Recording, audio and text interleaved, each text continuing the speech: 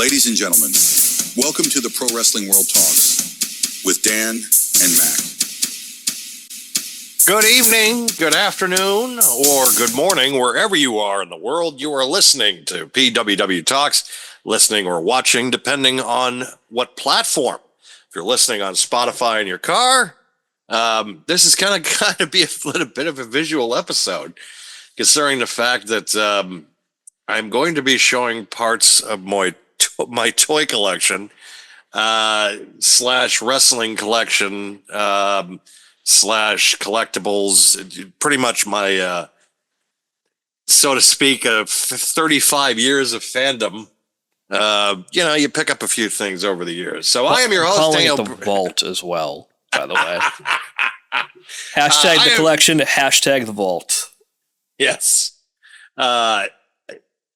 I am your host, Daniel Burke, and I am, of course, joined by my best friend of over 20 years and the co-host of this program, Mac. And he is still, I think, looking at things and is just like, I didn't even know he had this. How is this even possible? I mean, some of them I did know about. Some of them I did not. Some of them I didn't know the amount. Right? Like some of it, like I knew you had. Some of it I wasn't sure if you had it, but I assumed you did. And some of this other stuff, I was just like, really? Yeah. But yeah, it feel free at any point to say, really, and question me on anything that I might own. I think there's one 8x10. You're probably thinking to yourself, how the hell do you have that in your collection? And some of the stuff that I've gotten over the years is gifts. And, I tend not to be a person that gives that. If you got me something as a gift, I tend to hang on to it. I don't want to be one of those people, unless it's like DVD or something, or because I might have the movie on another format or something. It's like, well, why bother? But when it comes to figures, autographs, and that type of stuff, I tend to try to keep it, unless they have doubles of it. So, so we're gonna kind of dive into this week. This is probably gonna be the first of many, because as I was going through everything tonight in preparation, and I told Mac before, I'm like, this is not even scratching the surface. He's like, oh, I know.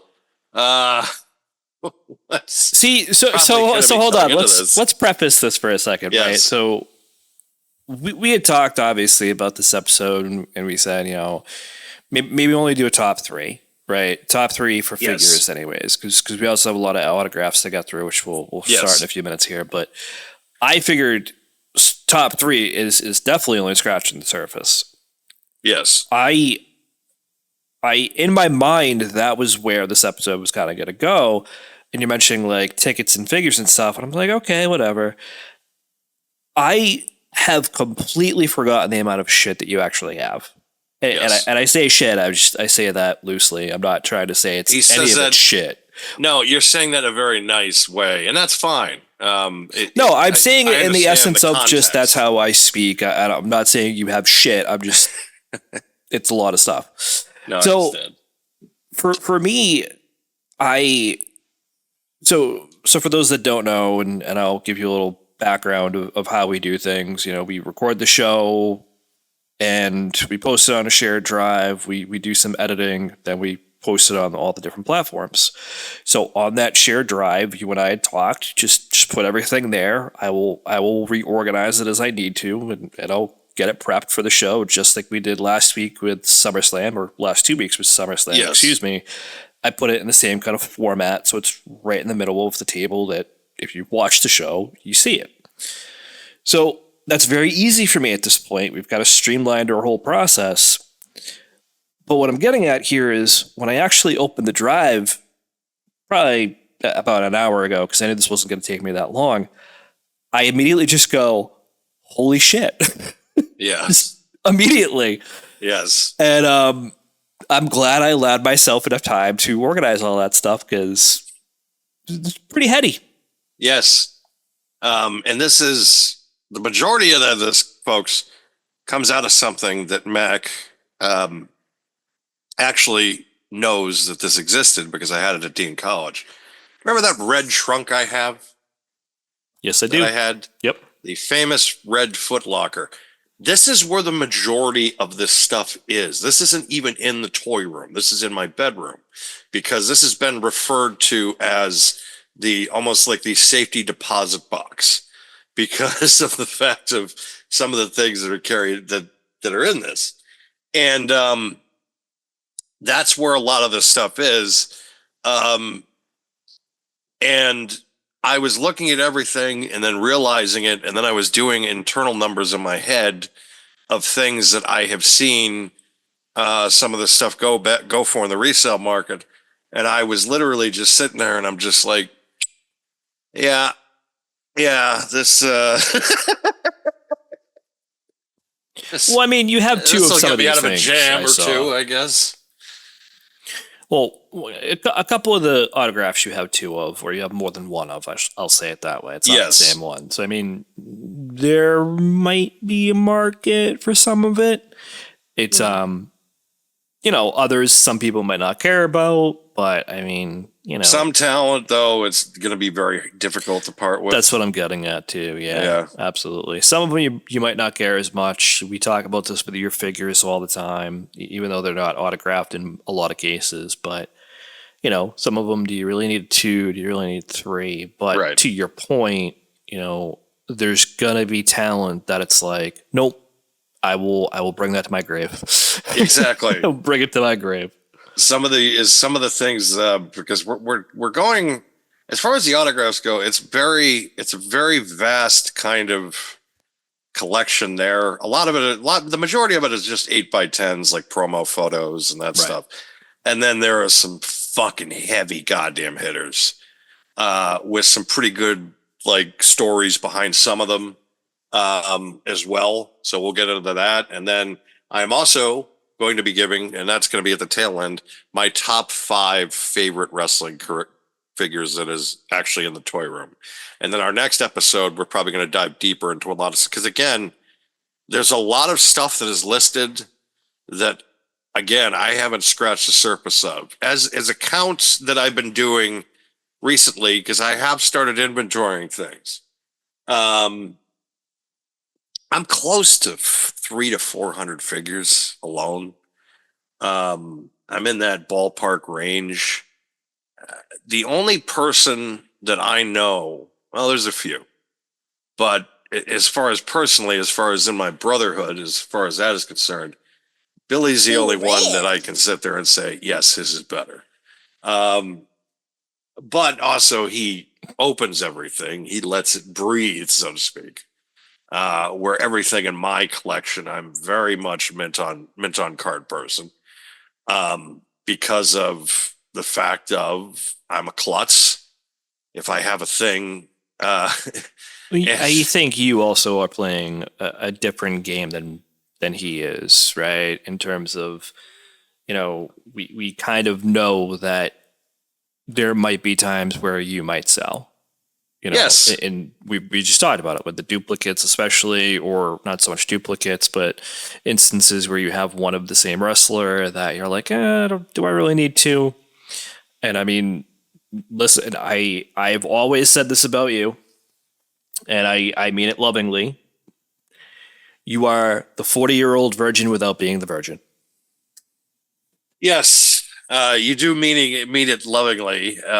Even the fact, though, that I am, as far as like, because of the fact that he was just so straight laced in the movie, and I am very far from that. No, but in the Very far from context that. of, a toy collection, figure collection, whatever you want to call it, you are 100% that guy. You don't take the stuff out. You have a very vast collection. Obviously, as we're going to see, not only with the toys but with the autographs as well. And I think that is where I'm coming from, because you think that kind of like he did, in the sense that if you take it out, it's going to decrease in value. Yeah, it's there are some things that I have bought over the years. There is one of my top 5 figures is the most money I have spent on a figure ever. And I've come close to that. And that'll be one that I'll definitely showcase down the line. It is because of the fact that where it is, it's inaccessible because I have so much things piled up. It's in like a closet area. I have like a walk-in closet in the toy room, and there's a shelf where there's a lot of the stuff is held. That some of it is, but the problem is to that shelf, there's boxes of figures in between. So I already know that a purge needs to come because of the fact that I want to downsize the collection at some point. Probably within the next 6 months, this thing is probably there's probably things that are going to be start to move out because there are just things I'm just never going to hang up.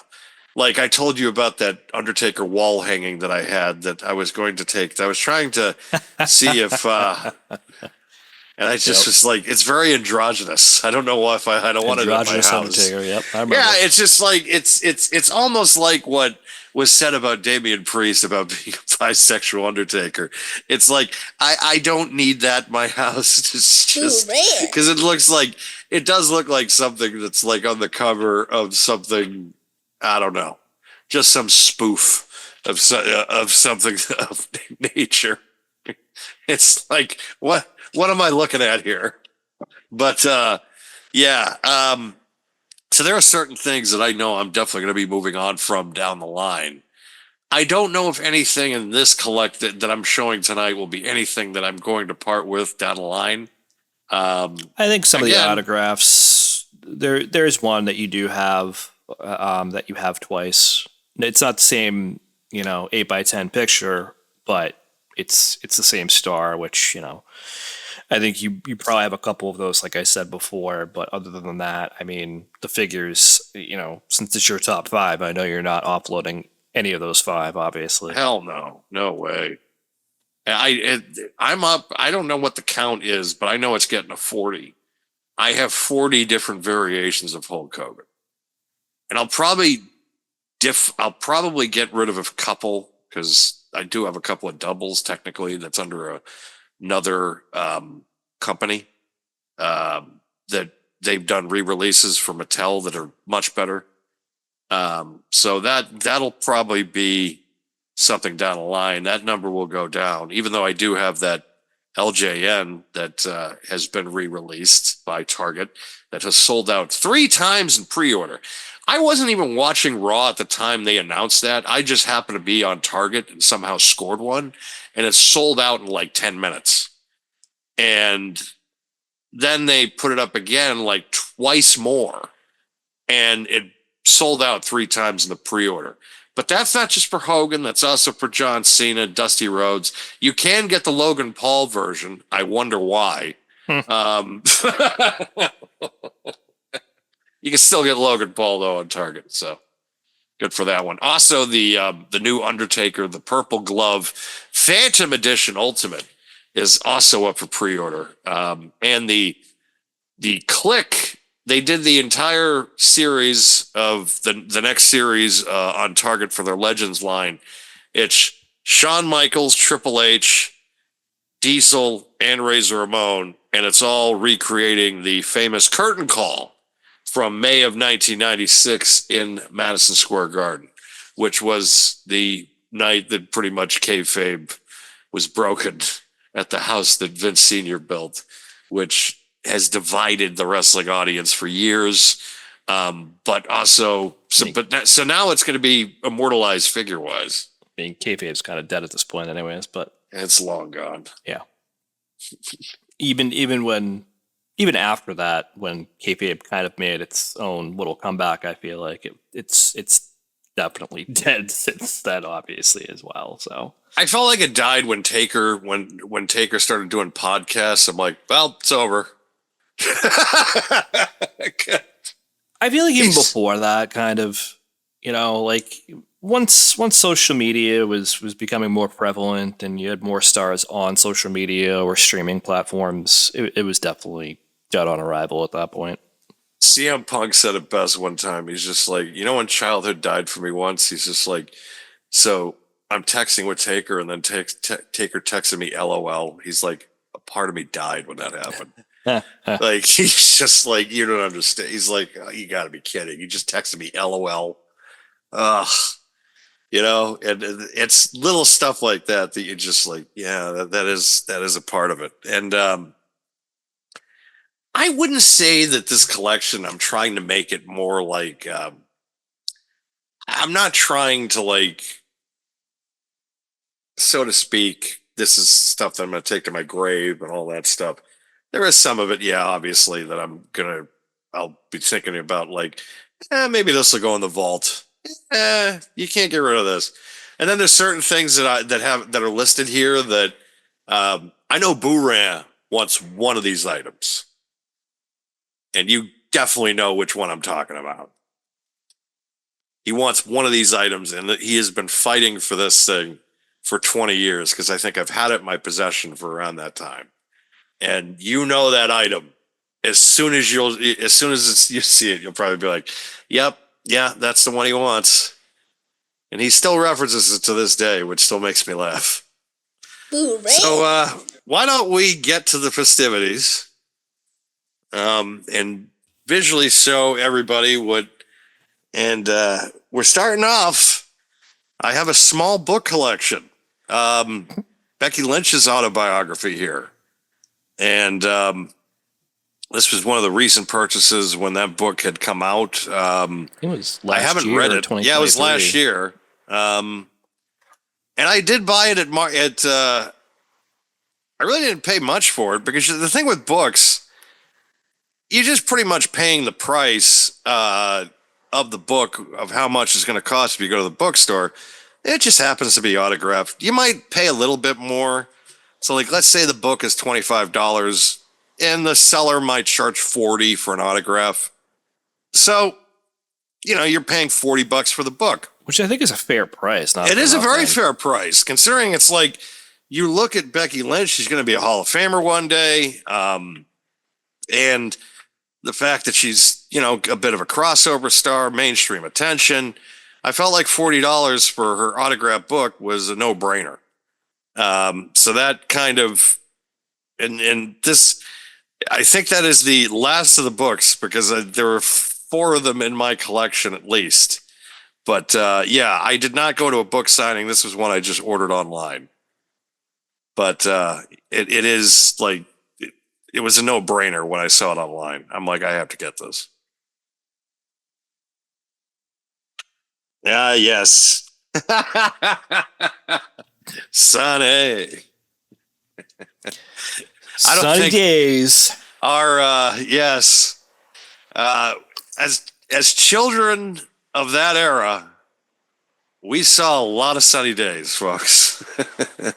You're talking about the most downloaded woman on AOL at one point. I think it was like 96 or 97. That is a phenomenal statistic considering the fact of you're dealing with some heavy hitters back then too. But Sunny was up there. She was like the first pinup. Well, no. I have to give Missy Hyatt her due. I always felt like Missy Hyatt never kind of got like that overlook of like doing like calendars and swimsuits and that type of stuff. But I think for WWE, yeah, Sunny was the first one. But it's funny that that's an ECW 8x10. Yeah. Yeah. I mean, listen, I think it's funny to still have this. I will say that, considering all her legal troubles over the past several years. But it's a cool autograph because, again, it's like you go back to that time and everybody is just like, wow. Ah, yes. The famous this I had to buy this because of the famous incident that Mac remembers where we ended up at the ECW house show where we started chanting Future Ex-Wife when she came out and did her little entrance where she hung like a bat on the ropes, and we were all just like mesmerized. The whole building started chanting "Future Ex-Wife" for Ariel. That was hilarious. That was in It Fitchburg, was right? Yeah, it was in Fitchburg. Okay. Absolutely hilarious. Oh, it was. Just everybody, the whole building chanting "Future Ex-Wife." I've never been so prouder, except that time with Elias when I was just yelling stuff from the top of the rafters and making like everybody in my section just laugh their balls off. So like that was that, but this is still like number one. I felt like having her autograph was like, yeah, it kind of makes sense because of that moment. So I had to have it in the collection. And it was a reasonable autograph. I think it was like under $10. That doesn't surprise me. Yes, Lita. I met her at World of Wheels 2006 in Boston at the Bayside Expo Center. The picture's in my photo album. I just can't remember where I put my photo album. It's around somewhere, but it's not like accessible. That was, she was very nice. Very, very nice meeting her. And I've always been a huge fan of Lita anyways. One of the pioneers in women's wrestling. Absolutely. But yeah, I've always like loved Lita and given her the absolute utmost respect. And she was great that day meeting her. And that was also during like her heel run too with Edge. So it's just like, coming off as a heel, but like I've heard she's a sweetheart to she is be around. So I'm not. And she was going through a rough time during that time. Yeah, that was still that was in the midst of the Matt Hardy Edge thing where, shit happens. That's all you could say. Like, we're all, it's just whatever. All right. Yeah, moving on. Yeah. And of course, another pioneer, Trish Stratus, and another girl that everybody had a crush on and still has a crush on. We also have she to is think aged like fine wine. So. My God. Another one I'd like to meet because again, some of these autographs, it's like not necessarily didn't meet them. It was just like, all right, I'll pick this up. Yeah, pretty much. Francine. Another one who has aged like fine wine. Yes, she has. Probably the greatest poster in wrestling history for a female was the one for ECW. That I bought at that ECW house show that was sitting on my bedroom wall for a number of years. I still, it's funny. I still actually have, I think, it might be around still. I don't know if I still have it or I got rid of it, but I do recall in the last time that I was moving things that I might have had a poster of Lita, from one of those like Diva Down Under shoots back in the day. But Francine, I still feel like has, that was perhaps the greatest poster in the history of wrestling as far as females goes. And if you haven't seen it, Google it and you'll thank me later. Pretty much. Ivory. I always had a wicked thing for Ivory. Also, too, when she was in kind of another pioneer because she goes all the way back to Glow. I didn't know that when she was. Yeah, I didn't know that either. In the late 90s, early 2000s, because again, I didn't have like Google and stuff that I could look stuff up on certain talents. But no, I don't remember because I don't remember Glow. It was kind of before my time in wrestling, but you go back on it now. It is campy, but it is kind of fun to kind of go back and look it's the time. Yeah, exactly. It's the time. It's just like Women of Wrestling. Like, it's the time. I think with her and a few others, though, they don't get enough credit when you compare them to like Trish and Lita, which, listen, I understand that, but Ivory and Victoria, for my opinion, were probably just as good, if not better in the ring than those two were at times, but she is definitely one that does not get enough credit. It's funny with Victoria how her career started, how she was like a Godfather hoe, and then all of a sudden she's like one of the top in-ring talents for the Yes. like. It's It's weird wild. how that starts somehow for some people. Absolutely. No, she was good at her job. Ah, yes. I remember when we first saw her in the Raw Diva search, like really early on. I was just like, give her the fucking contest now. Like I do remember getting into arguments though with Boomerang Billy about Carmella, who was the semi-finalist that who was the finalist that year with Chrissy, but everybody, no one liked Carmella. I guess Carmella had like super heat by like everybody on the planet, and Chrissy was the one that everybody wanted, and she ended up winning. And I was surprised that she only lasted with the company Not long, yeah. like a year and a half. Something like that. I don't remember And exactly. then she how long went it on to was. like TNA for like 10 years, which I think she's still down there or was down there up till recently, like working backstage, which is good on her because that she still Kept the stuck job with it in for it, all the, yeah. yeah, like that was really kind of impressive. Um, I was just thought she had like a super personality and she was great for the industry. Um, I don't know I heard rumors, but I don't want to comment. But I was rather surprised when they got rid of her. Me too. I literally thought that she would have had, like 4 or 5 year career or something like that. Nope. Gone within No. a year or two Yep. at most. And then, like you said, she had a very long career in TNA, which, like I said, good on her, man. Like she absolutely deserved it. You could tell she was putting in work, but you know, I don't know. I don't know why they didn't keep her. This is Ashley Massaro. Jeez. Yeah, that's another Diva Search winner that we all kind of picked it on early. That whenever I see that picture, it's immediately your stomach kind of drops a little bit because you know the sad end to that. Barchi Amani said it best when he was talking about Pete Rose's gambling scandal when he got banned for life. He's just like, it's a sad end to a sorry episode. And that's the way I kind of look at kind of things, how things really ended for her. Yeah, it is at the time, it was like when I bought it, I was just like, yeah, I did like the hell out of her.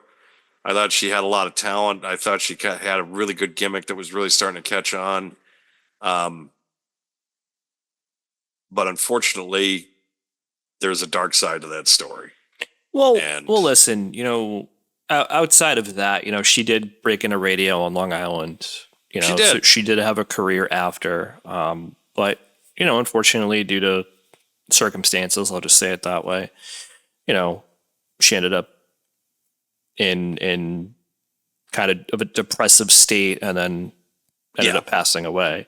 So, Yeah. I mean, it's just unfortunate, but for what she's able to do at the time, especially, I loved her. I thought she was good in the ring. was She's good great. on the mic. Yep. She had a look that I think was over, and it was kind of around the same vein of like maybe a Paige, but she broke into radio after, which again, good on her. But wish we got more out of her run. But Yeah. it is what it is, unfortunately. And to Sable. Yes. I mean, why not, right? I mean, if you have Sunny, you got to have Sable, right? I mean, as far as it's like the perfect picture for her too, honestly. So is it? I mean, of course it is. Like, it's just one of the most over people of that whole Attitude Era. My God, the reactions that she would get. I don't know exactly what it was based off of, but whatever. Saw recent pictures of her recently, and she seems to be doing, because it's like one picture you'll see, it's like And then other pictures you'll be like, oh, that looks, but the recent ones, she doesn't look too bad. Of course, the husband's back to work, so he'll be bringing in some revenue in because Lord knows that they're going to be paying him a ton to come. They're paying him a ton to come back. I'm assuming, which good We'll on have them. to see how it lasts too with that, but you're right. Yeah. We'll see what happens. Victoria, we mentioned her earlier. Another one that I gained a ton of respect for just because of her work ethic, because she just Same. got so much better over time. One of the better performers that they had going on in the mid 2000s. Signed a Legends deal recently. Yep. So she's finally back in the fold. She'll probably get some figures and back in video games. I wonder if they're actually going to get her old theme song, if you remember, back in the day. Vaguely. Yes, it was the All They Things They Say. I think it was by Tattoo or something, that little band. Oh my God. Yeah. Yes. I remember that now. That was her track for a while. Oh God. Thank God they changed it. Thank God they changed it. Candace Michelle, the GoDaddy.com girl. I completely forgot she was. Every time I think of GoDaddy, I think of Danica Patrick. Yes, but she was the original, and also too, if you recall, she was in that WrestleMania 21 taxi driver spot where they're just like, can you do this? And she just started spinning around. Can I see you in my trailer? She ended up being like a Playboy cover spread, I think, for like the 2006 year, which again, like Yep. And you know what, too? She actually became a decent worker. Like she did. She absolutely did, became a really decent worker. So she earned my respect in that sense. I was just happy with it. Melina, another one that became a really decent worker. Has a bit of a kind of a prickly attitude backstage a little bit with some people, but I always thought she had a lot of talent. One of the best entrances in the history of the industry. Next. Absolutely. Absolutely. Candice Michelle again. Yes.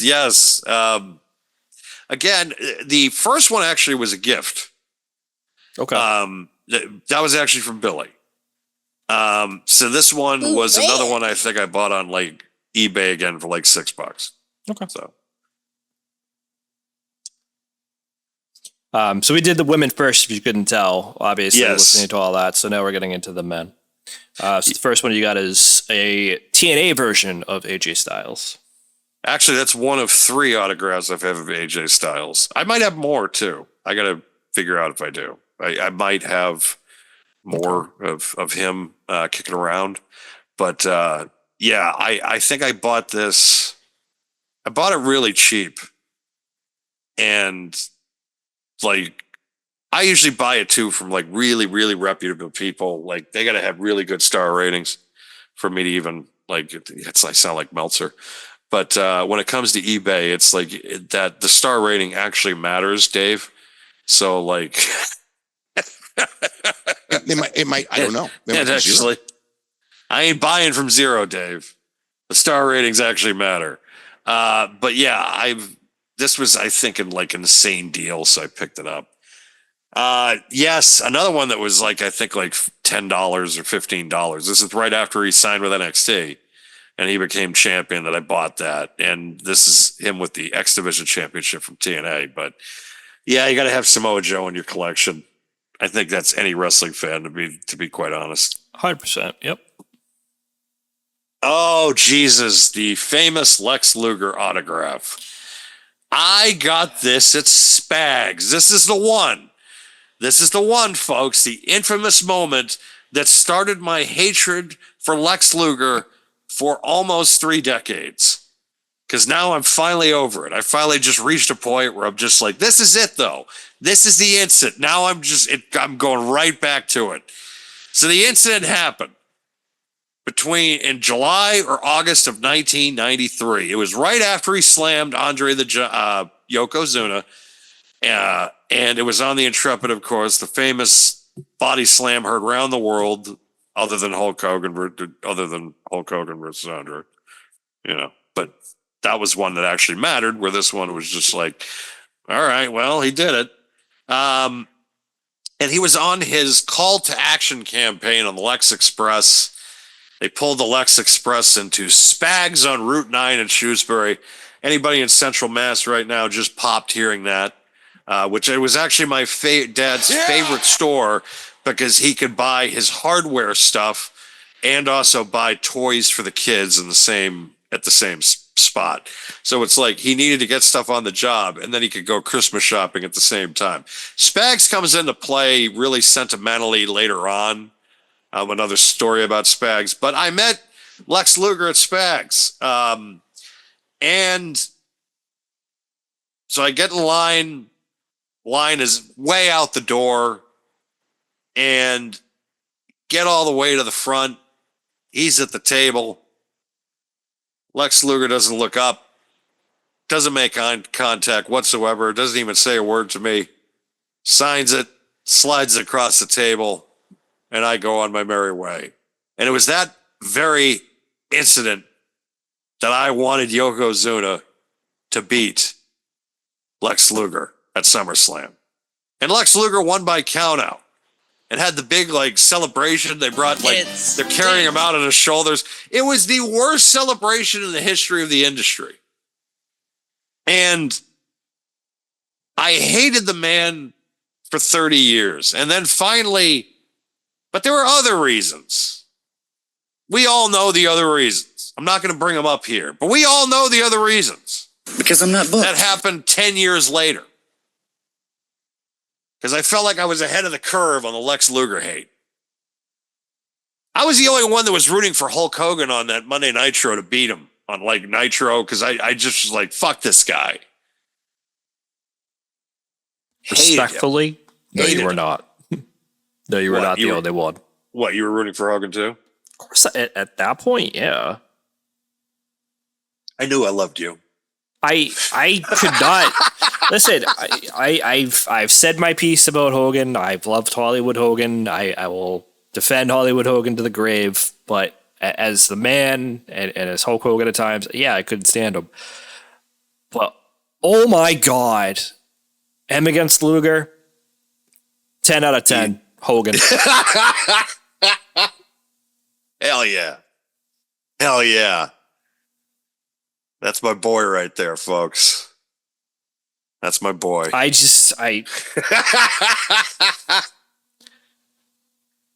softened on him now. I have as well. But listen, you're gonna. I know somebody's gonna ask this question at some point. Having heard me bash Hogan so many times over the past several years, if you listen to anything I've ever said about Lex Luger, though, I bashed him way more, and I will continue to bash him way more. I have softened on him as well, but I still hate him. You want to know what the problem that's softened with Lex for me? It's because of the fact that there's so many other guys that are worse than him that I've seen. And I'm like, so he's moved up in my rankings and he hasn't really had to do much. Like there's only a few, because any match he has with Flair is excellent, but that's because he's with Flair. But every match he has with Sting, not great. Matches we have with Hogan, nah. Like he's not good. Dude, that's the problem. He's not good. Dude, I am very happy you got Yokozuna up and over and all that, but It was a hip lock. I'm just gonna Bobby say Heenan was I'm right. just gonna say it this way: the torture rack's a stupid fucking move. Fuck you in the torture rack. The forearm was better. The forearm was a lot fucking cooler. That was yeah. if he stuck with that, that would have been great.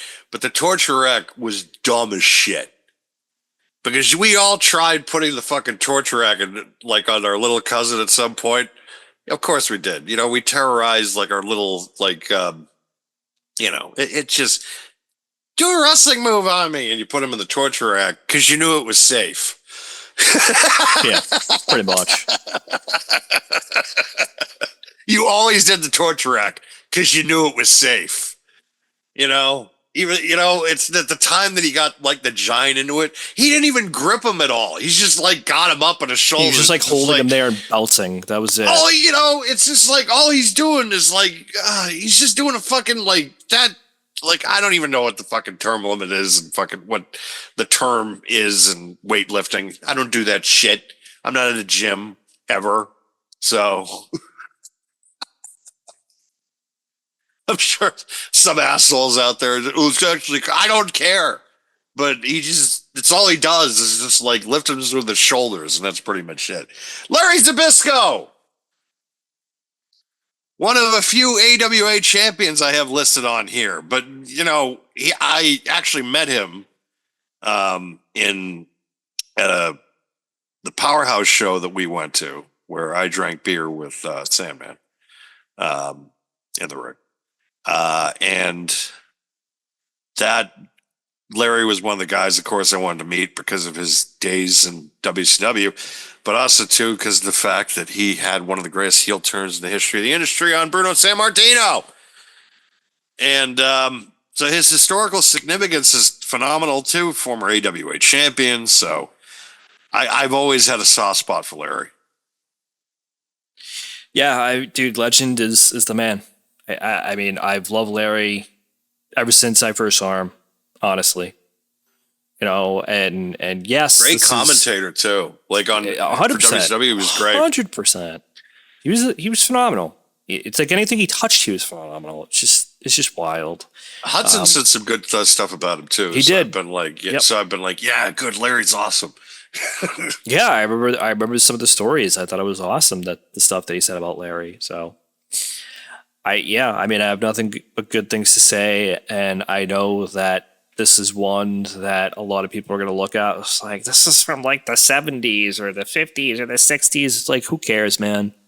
Dude, brush up on your wrestling history. That's all I'm going to tell you. Look up Larry rules. Zbyszko and just understand. All right, just you'll get into it. It's called it's called Pro Wrestling World for a reason, folks. Yep. It's because it goes beyond everything. And I'm sure some of you, there's going to be people that you're going to see, you're going to be like, who the fuck is this? But you know what? I don't care. I don't either. What is this one? Because I couldn't really make this one out. Looks like DiBiase. This is, I went to a show in 2009. I actually won tickets to go to on WAAF.com. Do you remember when they had like their they had that point system thing? I forget, for years, where it's just like you could keep like earning points and then you can turn them in for contests or tickets and that type of stuff. Which, if you remember, I won that thing that we went to go see the simulcast Metallica concert. Metallica concert. And then, but a couple months before that, I had won tickets to Raw at the Centrum, which was in the midst of the guest host era. And lo and behold, the guest host that night was Ozzy Osbourne. And so it also included a meet and greet, which turned out to be two guys from Legacy, the big star that has become in WWE, Ted DiBiase Jr., and some jabroni named fucking Cody Rhodes. Yeah, I actually just turned the picture, and that's how I could tell it's actually Cody's signature. I don't know if he still signs that way, but that's pretty solid considering it's Cody. Ted DiBiase Jr., I mean, maybe not so much. I mean, he's going to prison soon, but whatever. That's kind of why I'm saying it. That is also not the first Cody Rhodes signature of the night. And also, too, I have another big one that'll be in another show down the line. Ah, yes. You Can't See Me by John Cena. I wish I didn't see this. I went to the record store signing. The very first, the day that was released in Boston. It was at the Newbury Comics on Newbury Street in Boston, which was their flagship store. And not only did he sign this, but he also signed a copy of WrestleMania 21, which I still have in my collection, that also came out on the same day. So it was pretty much just like a 2-for-1. He had the spinner belt at that time, so I was able to catch a glimpse of it. And at this point, I still really like Cena. I was still like on his side. And then it just slowly turned into this might be one down the line that I don't know. I might keep it just for historical significance. Just listen. I admit to buying this back in the day, but it was also like right around his Doctor of Thugonomics time. So there were also some solid tracks on this album. There are some actually solid tracks as well. I will give him that. There are some solid tracks on this album, and there is a couple that I'd still bop to. The theme song, not so much, but like definitely not. Shit. The theme song, I've heard enough. Yeah. But yeah, they signed it. It was him and so that's him and Trademark. That was, man, like that was a big deal that day. That was a big deal. There were a lot of people there, and that was still the arguably the time where it was like, yeah, it was still kind of popular, but it was still going to be on a decline. Yep. Yes, Stone Cold Steve Austin book. And also the ticket from the signing, which took place in October of 2003. Is this the one where they messed up the picture? Yes. Okay. Because as soon as I saw it, I had to laugh a little bit because I was like, I am almost positive that it's the same. Yes. Same book, same venue, everything. Yes. Ugh. I'm still mad about that. I don't blame you. I'm still mad about that. I don't blame you. I would have been just super annoyed. But another one too, where it was just like, okay, it was just buy the book and you get his autograph. It's like, this is a no fucking brainer. Like, this is an absolute no brainer. I got there really early and found out it was the largest book signing they had ever done. And if you remember that Downtown Crossing Borders, there was like several floors. And I think he was on the top floor. It was ridiculous as far as the amount of people for like a book signing. I remember that was even covered by the news. Like that was a big deal. Yep. What's the next one? The next one's a lousy book. Yes. This one also took place in Boston. This was at the Barnes & Noble, I think, at Kenmore. So over in the shadow of Fenway Park, which is also by, I believe, Boston College. So that was, or BU, one of the two. But that was that was another one where it was like a multi-floor one of the biggest ones they had ever done. And this is also me meeting one of my biggest pillars as far as not only just music, but life as far as that goes. And guess what happened? They fucked up the picture. Yep. Oh, for fucking 2 with 2 of my favorite people ever. Oh, for fucking 2. And that's why I say to myself, thank God for fucking smartphones. Thank fucking God. Because we either had to deal with those wind up goddamn camera phones those wind up ones that you didn't know until you got developed, or a stupid like digital camera that not everybody is going to know how to use and focus and things like that. I mean, with those wind-ups, I remember holding it, like, depending on where I was, by the thumb and index fingers, and that was it. And the rest of my fingers are just like floating off in space, man, because there's no effing way that I want to screw up some of those pictures I took back in the day. Those things were such a fucking pain in the ass. And that's why now it's like it's so much easier. Because you got almost like a portrait quality camera on your phone. Yep. You can just take it, it looks perfect, and immediately post it on the social media. And also you can get like printed this very same day from CBS or something like that for like nothing.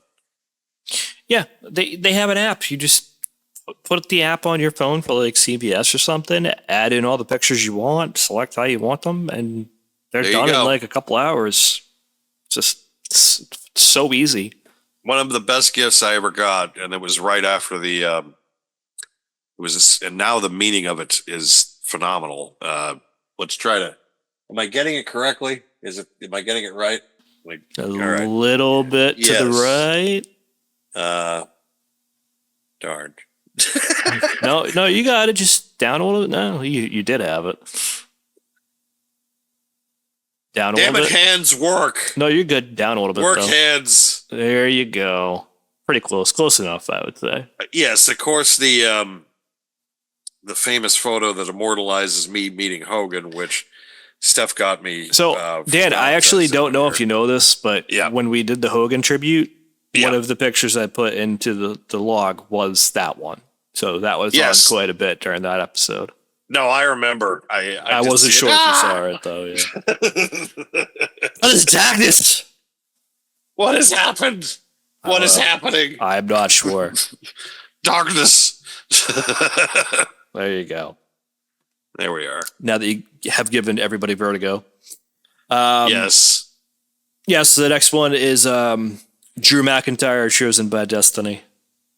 Yes, another book that I needed to purchase online because I was just like, all right, like he's one of my guys, so I got to make sure I got his stuff going.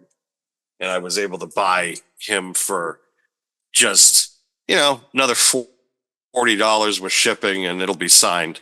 And because they really didn't do, I think this is, wow, I lost it again. What is going on? I don't know. It'll be fixed, I promise, folks. But yeah, another one that I think this is during COVID, so they really didn't do much as far as promotion is concerned for that book. They didn't do any signings or anything, so it was pretty much just like online only. What do we have over here? That's the Nitro Girls. Yeah. Yes. I believe that might be one of the only, like, that was another one that was like, I took a chance on this one because I don't know for a fact if that's everybody that is like, if that's everybody signed and all that stuff. I don't know exactly if that was done. Spend a few dollars. If it hits, it hits. If it, it's kind of like gambling. I think it's a good way. Casino blackjack, yeah. Yes. I can't really tell, but it does look like it's signed by at least a few of them. Yes.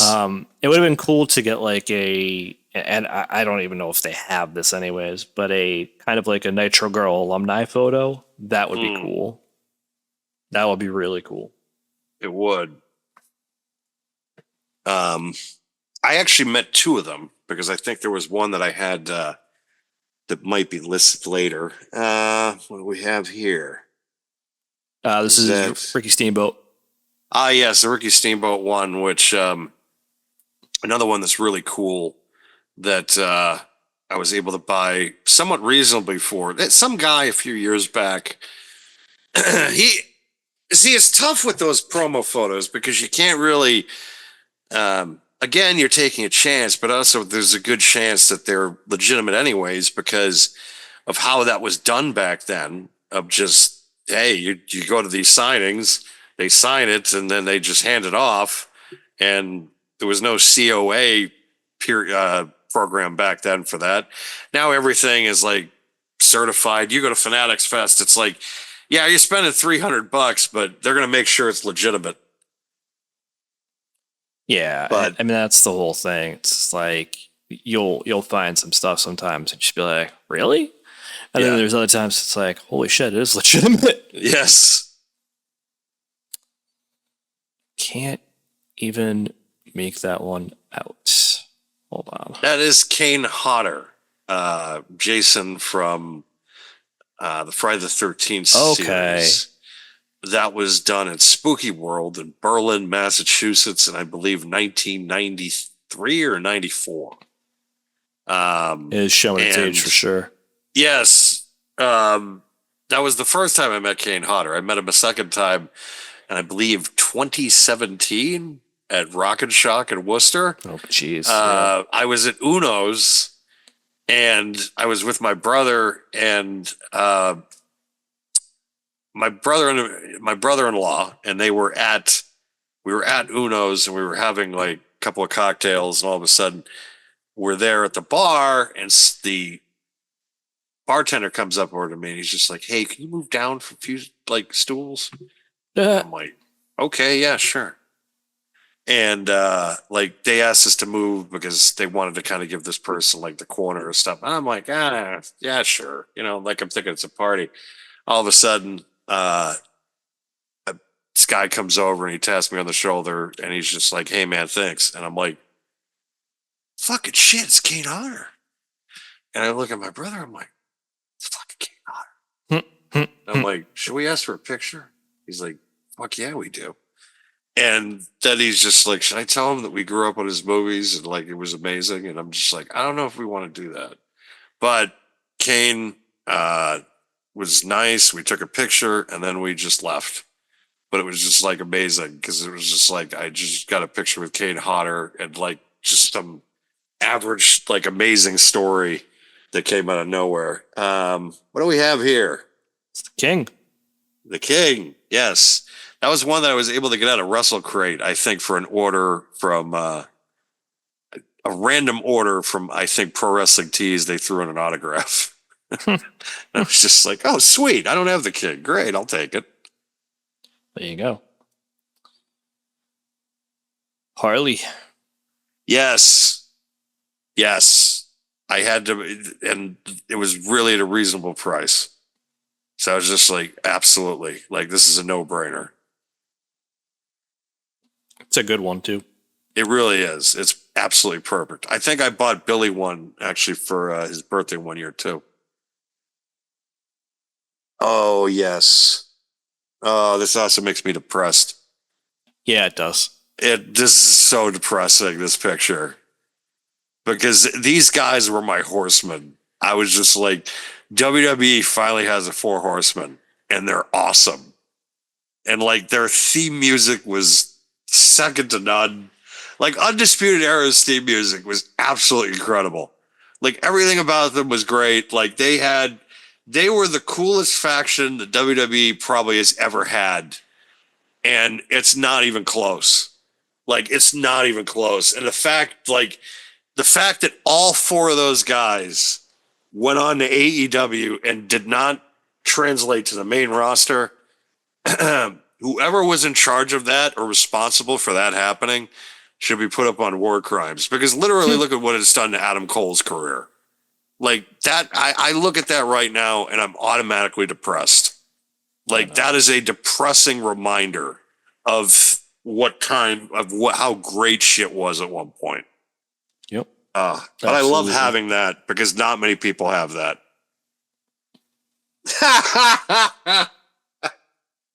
Guess how I got that? Ooh, red. Just guess. Yes, you're exactly. He just sent it to me one time. I'm like, you better ask for your $8 back. Meanwhile, you kept it, which I think is hilarious. I know it's a gift, but it's still, a gift. I understand. I understand. It's like, and plus it's a funny, like, it's a funny, like, inside joke. It's the Marty Jannetty of Marty Jannetty's. Who is this though? It looks like Shinsuke. Yes, it is. That was from, I believe, 2K, one of the 2Ks. Yeah, but if I'm not going to zoom it in, but it looks like 2K17, I believe. Yes, that was that was a pre-order. That was for their Ultimate Edition bonus. Can I ask you a question though? yeah. Completely unrelated. Yeah. Who's in the background? Is that Buckner? Eckersley. Eckersley. Okay. Yeah. Yeah. I was that's gonna Eckersley. say, man, like No, that's Eckersley. ugh, I met him in 1998 at the Worlds of Wheels. that's funny. Yeah, he with used my to do that dad. stuff all the time. I forgot. Well, that was his first, I guess, because it was his last year, and they went back to the Red Sox, kind of like a Gotcha. first circle moment. Right. But yeah, I always thought Eck was the man, anyways.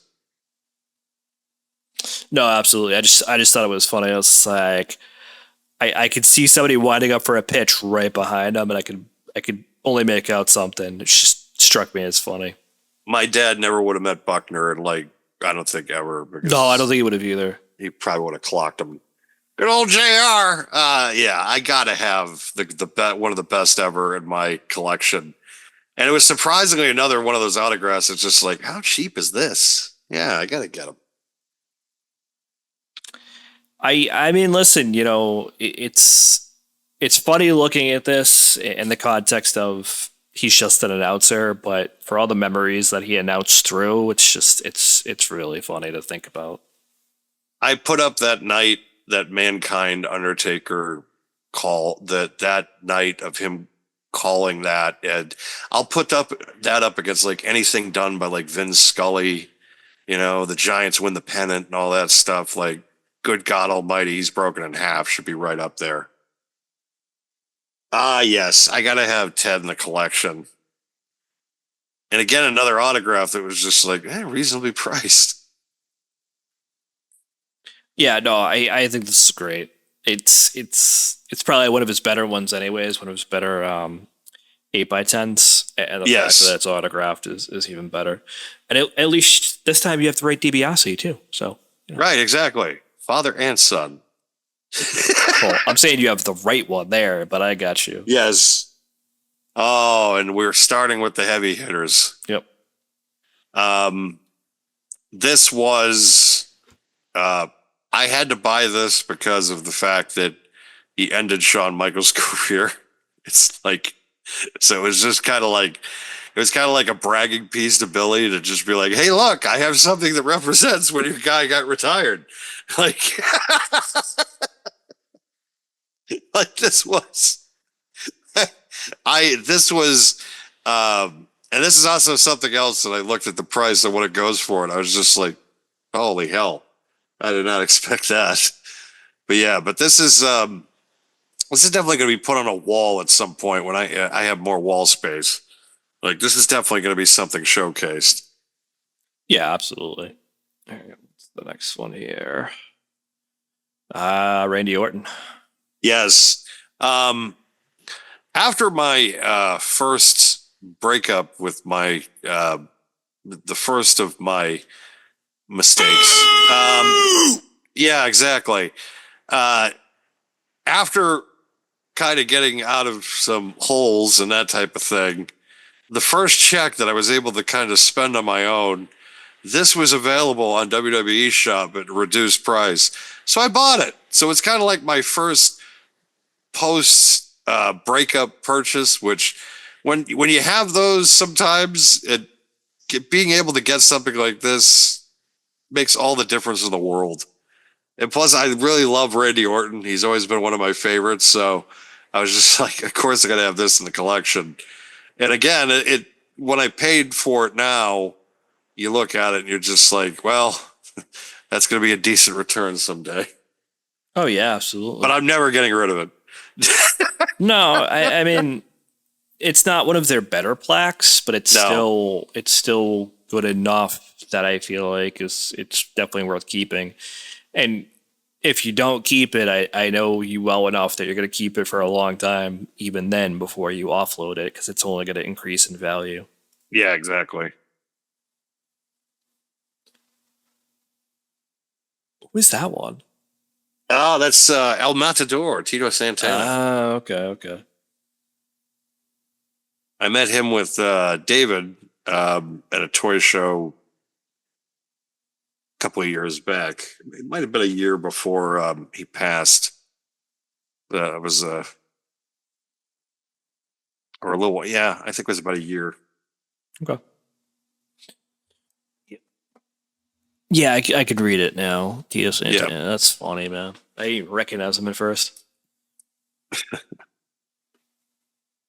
that also the? Yeah, it's another Nitro Yes, Girls. that's Che, and then somebody Che, who I always thought was the hottest one of the girls, other than, of course, Kimberly was. Kimberly was like, yeah, but Che was like either like on par or right with her. And I remember I met her at Solomon Pond Mall, and I think the other one was Jeez. Spice. Yeah, Yeah, Space. I remember. yeah, but she was. Yeah, I just remember Che. I'm like, wow. Those were the days. Of course, BG. Gotta have. Close personal, long time friend. Yeah, he was actually at the same signing with the Nitro Girls. Of course he was. Yeah, and Of course he was. Dirty old man. Was like, of course. I love Yeah. Eugene. I guess we have two of DiBiase Jr. and Cody Rhodes. We'll skip No. that. It's the same one. I think it's a different. No, picture. I'm just saying we have two of them. That's all. Ah. So next one is Wolfpack Nash. Yes, the first of the Figure Inc. WCW plaques. This one I purchased on eBay. I think it was like $30. Probably. And I remember, I think I didn't have a credit card yet, and I remember I had my dad's, and I remember I just said, "Look, I made a purchase. Like, I'll give you the money cash for it." And he's just like, "What is it?" I'm like, "That's a Kevin Nash plaque, like $30." He's just like, "Wait, you paid $30 for Kevin Nash autograph plaque?" I'm like, "Yeah." He's like, "Yeah, it was a good deal." Yeah, I would say so. I would absolutely say it. That's like, pay me great whatever, deal. fine. Yeah, exactly. That's a good one. Oh yeah, Nick Bockwinkel. Yeah, I bought him with Harley from the same guy, and it was another one that was just like, it's a no brainer because Nick's another one, probably one of my favorite promos ever. But also too, just unbelievable ring work. Like his matches with Lawler in like Memphis are fucking amazing. Yeah, absolutely. That's a good one too. Yes. That was actually a gift from an ex. Yeah. Yeah. That's just one. I can't get rid of it. I can't. Like, especially too when I met him. Like, cause I met him. I got a few things signed, but at one point, one was for somebody else, and then one was a belt that at one point I was in need of cash. I needed to get rid of it. I also had two other signatures on that had signed it that I just needed to get rid of it. I was going through something. It was like, I need to get rid of this. But this is one of those I was like, I can't get rid of, even though the person that got it for me is not in the picture anymore. But I'm still grateful for the gift. So if they ever come across this and listen to it, thank you very much for that. At the time. Yeah, but thank you. I appreciate it. Oh, Homer, how dare you? No, don't boo. We don't boo people here. I'm over it. Like, Homer's so rude. the symbolism of this. This is the very first pay-per-view that I remember watching, like from beginning to end at my uncle's house. Surprisingly, who called me the day that Hulk Hogan passed. Like, he called my cell phone. I'm like, I didn't even know he had it. But like, he called me, and he was just like, "We lost a legend today." I'm like, "Yeah, I know. It's like, it's really unfortunate." I said, "I'm more a little torn up by Ozzy." But this is the Royal Rumble 91 promo photos that they used to put out. It's really nice and glossy too. And it's signed by Hogan. Another one that was just like, the money's, yeah, this fits, and just the meaning of it, because this is kind of the one that started it all as far as my fandom is concerned. Yeah, I mean, listen, it does look pretty good. Obviously, I think it's hilarious that he signed it as big as he did, though. But you know, neither here nor there. He is ridiculous with those H's sometimes. All right, so this is another Ricky the Dragon Steamboat. Looks like the same Yeah, I think picture it's the same one. autograph, so I rotated some of them, and maybe some of them I yeah, just it's okay. Slipped through the neglected. cracks. I didn't the really Sting review them. plaque. Yes. This looks good. This is the Figures Inc. Again, WCW plaque, which are officially licensed. All that. I think this was another one that I paid a little bit. I paid a bit more than the Nash one. This might have been like a $75 one or something. I paid. Considering the fact of what some of these guys charge for autographs, I think I made out all right on this. Considering the condition that it was in. There was also another one that I was trying to get, which I still, if I come across it and I can find it at a good price, I'm going to get it. But they actually had a bat mounted to it that was signed. And that's kind of the one I want just because of, again, the bat and the symbolism is that. But this is still a damn good one that I was just like, I really can't pass this up. No, this one's good. I like the marble black. I like the picture they used. Everything. It looks great. Looks great. Here's another Undertaker one. I remember calling my mom one night when this was on Shop. And my mother has always complained, at least for the last 20 something years, that I am the hardest person to buy for when it comes for Christmas or birthdays, because I'm usually someone that if I want something, I'll find a way to get it. Yep. And I'm the same. that I get it. it's so this one year when I saw this, I was just trying to make it out as an adult. So I just didn't have the real know-how. Sometimes it takes a while for you to be able to control, like, what am I going to do with adulting and how am I going to handle this? But this was, I remember calling her and I'm just like, this is what I want for Christmas. Go on this website right now. This is going to sell out because I need you to do this like really quickly. And she's just like, so what am I buying? And I'm like, it's the Undertaker play. I think I was like 24 or something like that. And she's just like, really? I'm like, Mom, come on. It's the Undertaker. Like, this is historical significance. Even though a couple of years later, I went out and when I had money on my own, of course I go out and buy another one. But it's still, this is another one that's like never going to sell it. Never going to, especially the fact that my mom bought it for me for Christmas. I mean, either way, you're not selling that one. I know you're No, not. I know you will. it's not. Never selling it. This is the one Billy wants.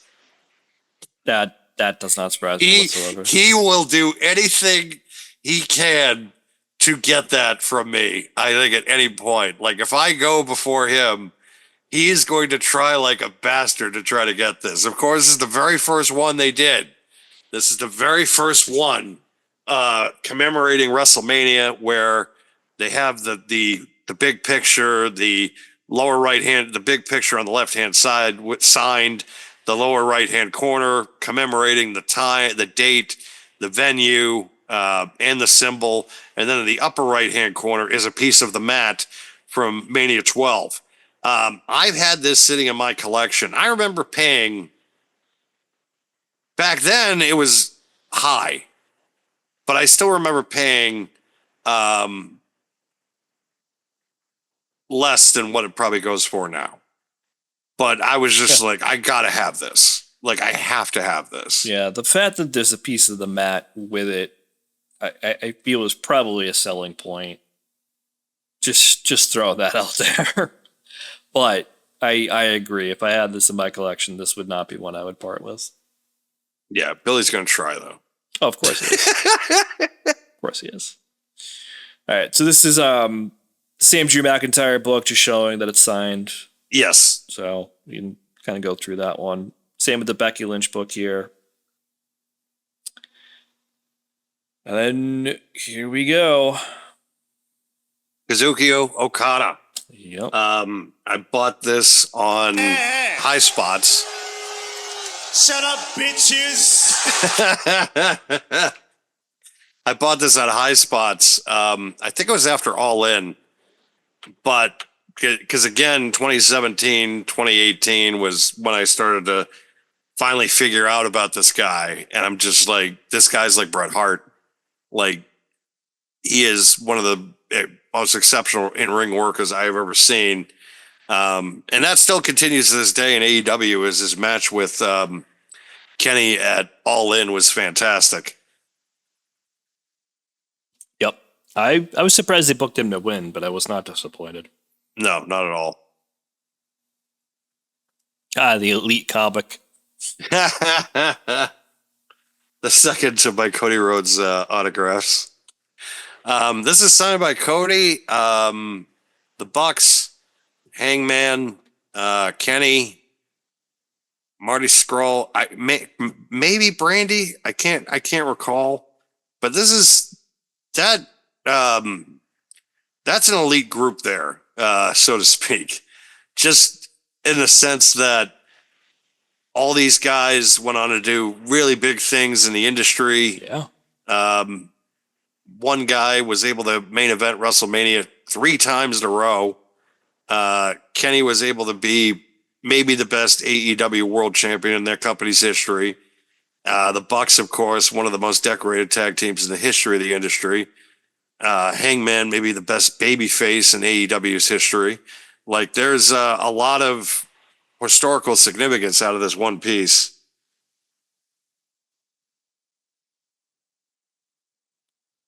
The beautiful people. The beautiful people. Oh my from TNA, goodness. including Lacey Von Erich. That's a rare one.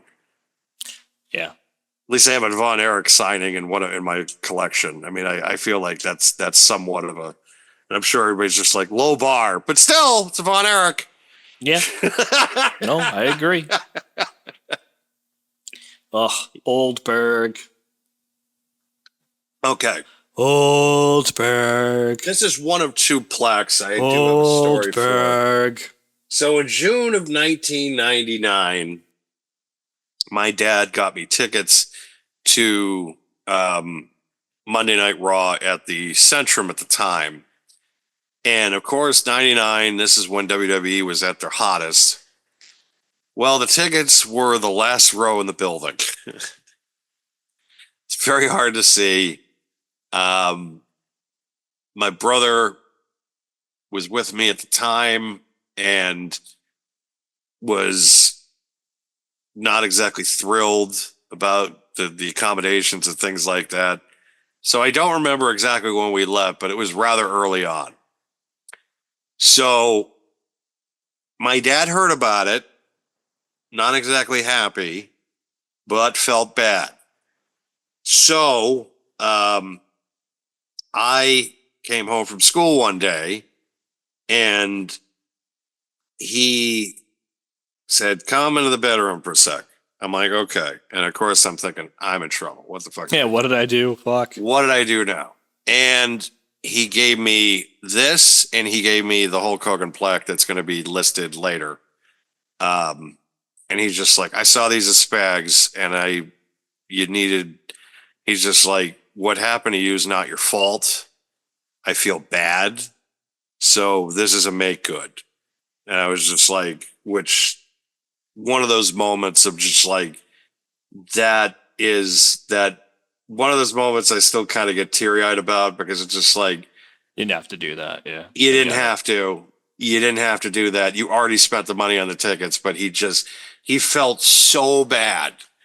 Like, so bad. He's just like, I bought him the tickets and you leave early. We were in the last row on the bill. It doesn't matter. Like, Yeah. I get that it. was his reasoning. Like, he's just, it doesn't matter. I like going to go to my grandfather was probably one of my favorites to go to shows with when I was a kid because he literally would let me do whatever I wanted. And we would stay till literally the very end, which was the best. That's awesome. Yes, Heart Foundation autograph. Yep. Brett and Jim Neidhart. But this is before I met Brett, so I didn't know if I was going to ever be able to get anything signed by him, even so meeting him. So this is kind of the first of that. But having a Heart Foundation one too, I was just like, yeah, gotta have it. Yeah, that's awesome. The game. Yep. Triple another one that H. I think another one I bought on clearance. Is that a piece of the mat also in that one next to him? Yes, it is. Okay. That's what I thought just for looking at the other one. But All the WrestleMania plaques except the Undertaker one. The Undertaker one, it's a piece of the rope. And this is the Hulk Hogan plaque, along with the Goldberg plaque I was referring to. This is, I have now multiple. The funny part is now, looking at my collection, I have more autographs of Hollywood Hulk Hogan than I do of the actual Hulk Hogan. Well, actually, I think I have two. I have 2 and 2. I'm 2 and 2 on both. well, like I said, That's funny. I feel like that's a good thing. Yeah. All right, there's that one again. Kane Hodder. Yep. And I think we're on to figures. Yes, I think we are. Damn it, I was going to start from 5 to 1. Like, I mean, I could do that. Hold on. yes, Hold on. I didn't even but do yes, that. we were gonna so we were gonna do a 2-parter on this, so that way it wasn't anything where we were kind of sitting there and like just doing the autographs was the first thing. I didn't even think I was going to jump into that. I thought it was going to go more into the figures, but then I was just like, let's start off with the trunk first and see what's in that, and then go from there. But now I was like, okay, because now I'm known for figures. I'm like, I might as well go for the top 5 in my collection, which I think a lot of these are current-ish in saying that a lot of them are from the Mattel brand, but one of them, of course, top rated is my second one is the only one listed kind of vintage, you could say. Right. But the first of the 5 is this actually was the San Diego Comic-Con exclusive last year.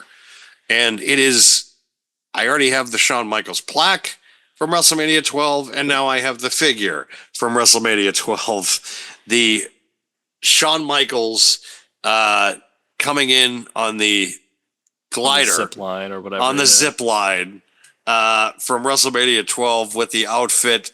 I did have the figure. It were called the Entrance Grades figure, and it did have this costume. But the problem was, it's a basic figure. It's not a ultimate or an elite. So I was just like, I need a replacement for that.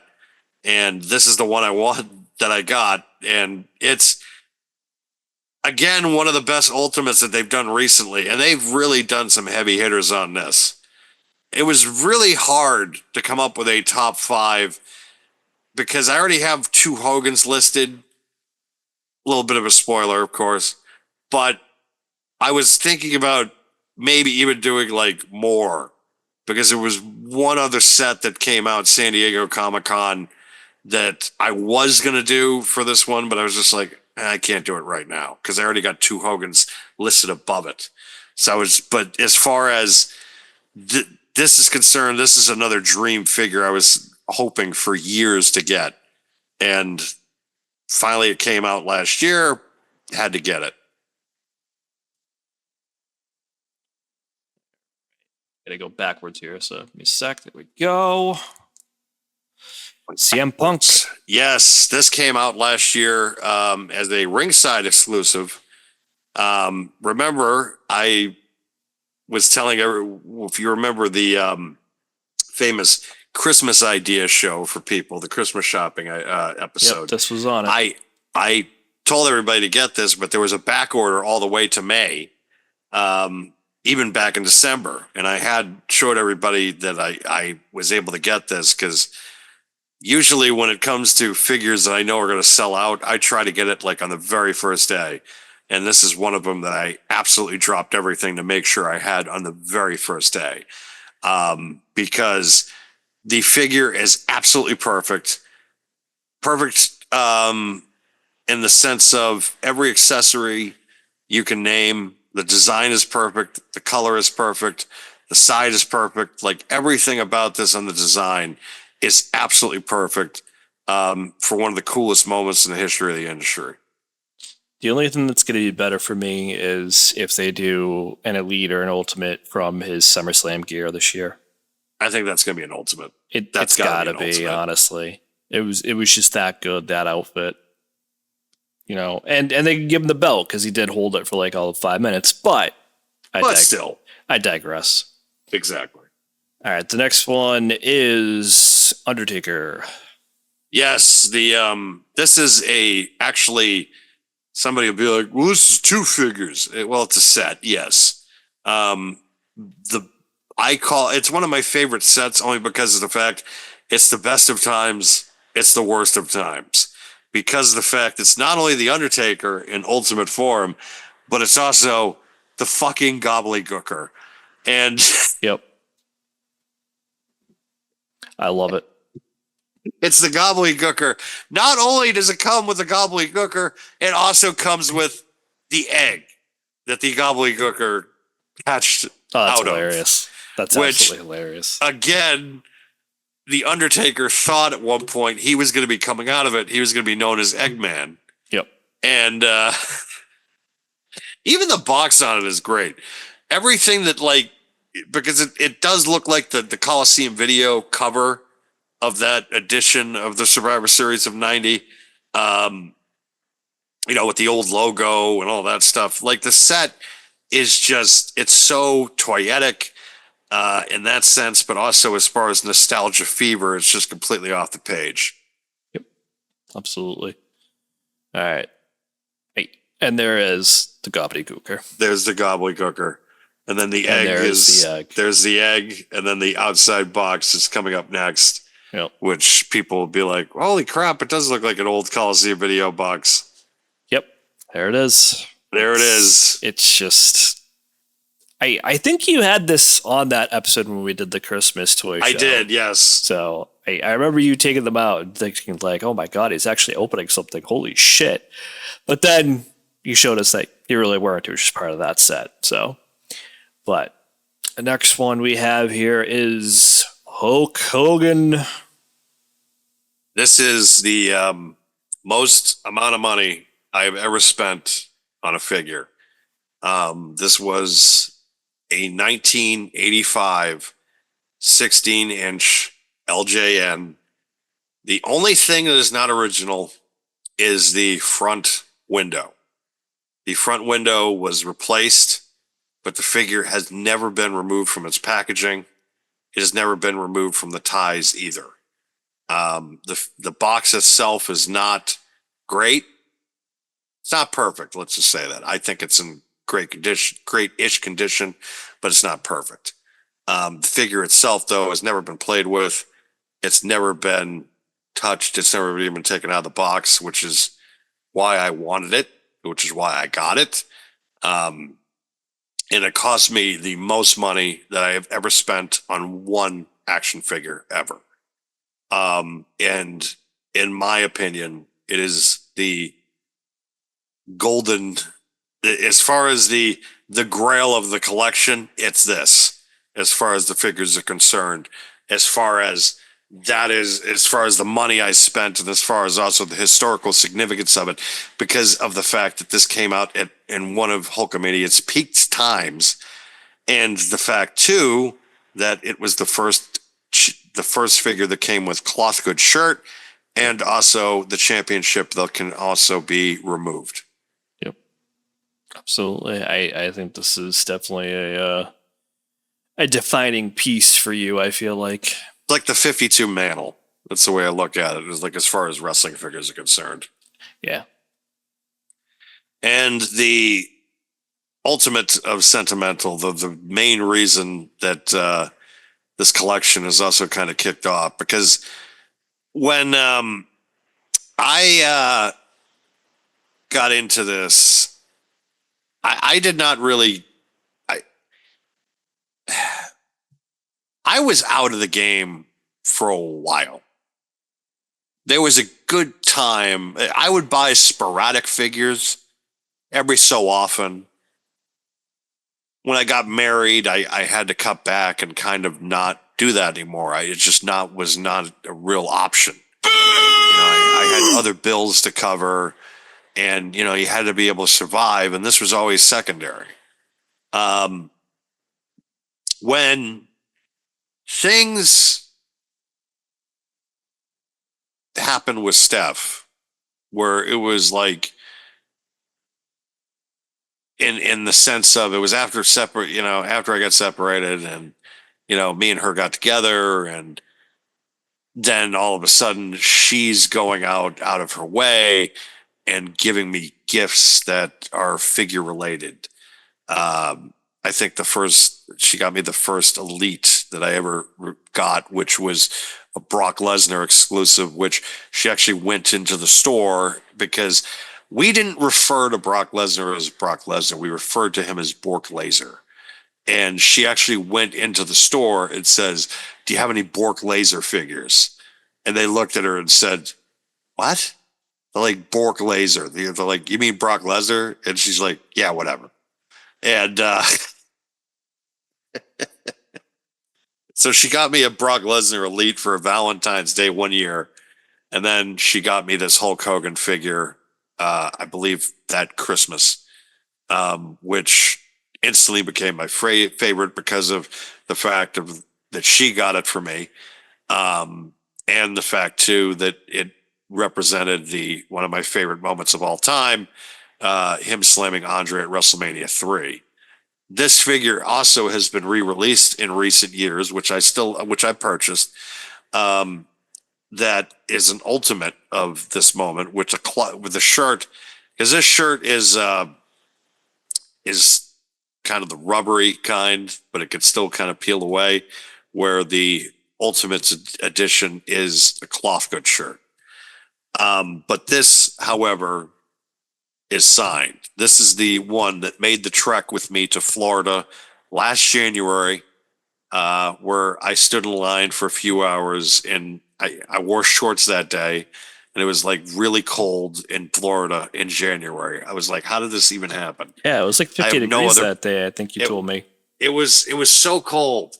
And I'm just out there, and I'm like, my legs are literally just like blistering blue, but I didn't care because it was being able to meet the Immortal One, in my opinion, and being able to thank him for the contributions that he's made for this industry, but also being able to get into this and be able to be in the position that I am to be able to speak to you right now, about my love and absolute affection for this industry, and the reason why I've been able to show you and enter you into this world that I didn't think I'd ever really, because I don't like to be braggadocious. I don't like to be out there and brag to people about certain things, because it's not. But it was always something that now it's like a thing, right? Like everybody's doing it. Everybody's got a toy room. Everybody's going on toy hunts. I've done it before. People have, if you've seen me with Billy and his channels on Instagram, his channels on YouTube, where I have gone on the toy hunts and things like that with him. That has been kind of the deal, like where it's like, okay, like they're able to see what I'm purchasing and things like that. I might as well just open up everything, open up the book, so to speak. But this figure holds the significance of the fact of that the woman that I absolutely cherish got this for me. And then on top of that, I took this down to Florida to meet one of my childhood heroes and then teenage heroes. And then a year and a half later, unfortunately, he's no longer around. I told her right after he passed, I said, it's like you knew in an intuition. You knew if it's now or it's going to be now or it's going to be never. Yeah, this is another one this one will probably get buried with me. Like that, I'm not even joking. Like this one is probably going to be coming to me to the wherever, if I'm in a plot or something, this is going to be coming with me. We're no questions asked. It really was difficult too, trying to figure out what figure I was going to bring, but then Steph made it very easy when she just said, just bring the one I got you. Because I was thinking about bringing the 16-inch one down, but I couldn't risk it in the suitcase. I would have had a panic attack and I would have gotten anxiety about it because of the condition of the box and knowing that I was not going to be able to get something to secure it. I had something in a Defender that I knew I could bring down with me, and I knew it was going to be protected. And that was the main reason that I got it, that was coming down, because I knew it was going to be protected. But also, too, the biggest reason was because of the fact that the person who got me the signing also got me the figure, and it has the absolute top of the meaning to it, and that's why it's my number one. Like, this is the absolute number one. Yes, I paid for the Hogan one, but this was given to me, and it was able to be signed by the same be able to be purchased for a signing by the missus. So the significance of this is just too great to not have it anywhere else but number one. No, I agree. I think it's a great piece, and the fact that it holds that sentimental value for you, from not only the fact that Stephanie sent you there essentially to go meet your childhood hero, so to speak, but also to get that signed, and the fact that she got the figure as well, I think is. I wouldn't blame you if you got buried with it. I'll say it that way. Yeah, I mean, it's just something that everything else will be debatable, right? Everybody else can sit there and argue and fight about it, but this one's probably going to be coming down with me or something. Like it's just, or it might be on display next to an urn. Who knows? Actually, no. I feel like should have an Undertaker figure next to my urn. That just the meaning of it would be just have a circle of them, like just around the urn, like protecting it. All the different Undertaker ultimates. People are just sitting there laughing. Only Dan could pull that off. You're right. I could. But this is the part one of this. There is going to be many because again, I don't like to be braggadocious, and I also don't like to come off as kind of it's not my style at certain points. But to just scratch the surface of this, but the thing is, I don't think this is a vanity project at all. I think this is a, hey, this is some of the stuff that I find cool, that I'm really into. Labor of love, so to speak. Yeah, but it's also related to what we talk about, which is wrestling. So that is true, and I mean there is a segment of the audience that is probably really into this stuff too. Absolutely. Which is good. And hey, ringside, hit me up in an email. You got the right there. We can hash this out and get some sponsors. Promo code. 10%. Come on, give us that promo code, please. We will be our best friend. So it's that. I thank you for kind of stepping into my world, so to speak, people. I hope you enjoyed this one. It's also a nice break instead of just doing preview episodes and review episodes of PLEs, and also to talk about like it was like, thank God SummerSlam was so good, so that way we didn't have to come on here and just do like some open letter and air our grievances like it's Festivus. We were able to just kind of make a lighthearted episode and show everybody in the and open up the vaults a little bit, which it's like layer 1 of the iceberg, folks. We have many more to go to. Ain't that the truth? Ain't that the truth? As this gets deeper, everybody's just going to be like, holy crap. Yeah. It's like going down in a submersible to see the Titanic, but we're all going to make it. So don't worry about it. We'll make it. So thanks for joining us again this week, folks. Mac, do you have anything else to say? Follow us everywhere. Follow us on YouTube. Follow us on Apple Podcasting. Follow us on Spotify. Follow us on the Pro Wrestling World Talks on Facebook, or Pro Wrestling World, excuse me, on Facebook. Yes. Follow us everywhere. Follow. Like and subscribe. Comment. Yes. Hopefully you enjoyed this. A little bit of a break from the common wrestling fandom that we usually cover every week. So we kind of want to give everybody kind of a special treat. So we'll do it again soon down the line. Good night, everybody.